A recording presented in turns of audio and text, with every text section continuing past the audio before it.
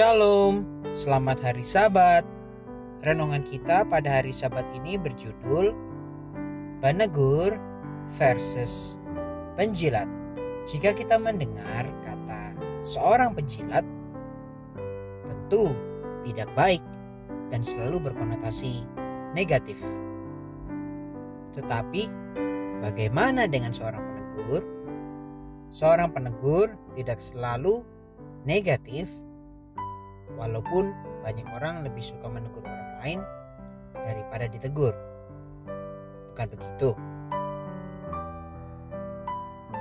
Tapi mari kita lihat realitanya. Banyak orang yang kadang malas menegur orang lain yang salah karena alasan-alasan berikut ini, sehingga membuat mereka takut menegur orang lain.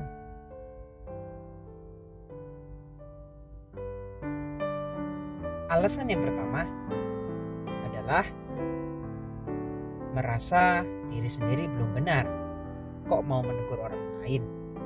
Yang kedua, takut nanti dibilang sok suci lu.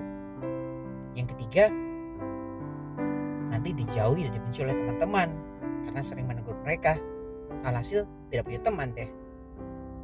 Namun kali ini kita akan membahas poin yang ketiga. Seringkali kita takut menegur karena takut dibenci dan dijauhi oleh teman-teman kita, sehingga kita lebih memilih untuk berkata-kata manis atau menjadi seorang penjilat agar disukai oleh banyak orang. Tetapi Alkitab mengingatkan kita dalam Amsal 28 ayat 23, siapa menegur orang akan kemudian lebih disayangi daripada orang yang menjilat. Jadi janganlah kita takut menegur orang lain yang salah. Ada beberapa tips yang Alkitab anjurkan dalam menegur seseorang.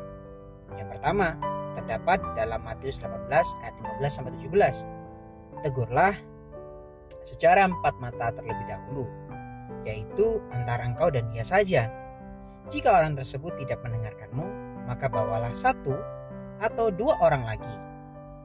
Bahkan, jika masih diabaikan, maka katakan kepada jemaat. Tips yang kedua diambil dari 2 Tesalonika 3 ayat yang ke-15. Tegurlah sebagai seorang saudara, bukan sebagai seorang musuh. Dan yang ketiga diambil dari 2 Timotius 4 ayat yang kedua. Tegur dan beri nasihat dengan sabar. Ingat, dengan sabar. Itulah tips untuk menegur orang lain secara alkitabiah.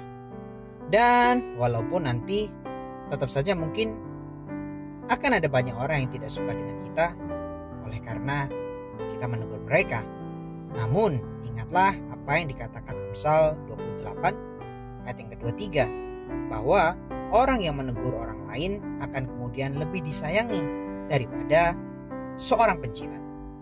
Jadi janganlah kita takut kalau kita memberitahu orang tersebut tentang suatu hal yang baik. Kenapa?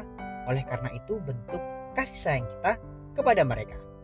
Jadi ingatlah tiga hal ini agar kita ketika menegur orang lain dapat berhikmat. Pertanyaannya sekarang adalah, kata kemudian itu kapan? Kemudiannya itu kita tidak tahu kapan dan berapa lama, tapi pasti akan ada waktunya kita lebih disukai daripada menjadi seorang penjilat. Lebih baik menegur yang salah daripada menjadi penjilat. Karena firman Tuhan berkata, lebih baik teguran yang nyata-nyata daripada kasih yang tersembunyi. Amsal 27 ayat yang ke-5. Jadi, janganlah kita takut untuk menegur orang yang bersalah, tetapi ingatlah tips menegur yang Tuhan sudah berikan melalui pembahasan kita tadi. Dan yang paling penting pada saat kita menegur orang lain adalah kita harus menyelidiki diri kita sendiri, apakah motif kita dalam menegur orang tersebut. Apakah karena kita tidak suka kepada mereka dan ingin menjatuhkan mereka, atau karena ingin membuat mereka lebih baik lagi? Kiranya renungan pada hari Sabat ini memberkati kita semua.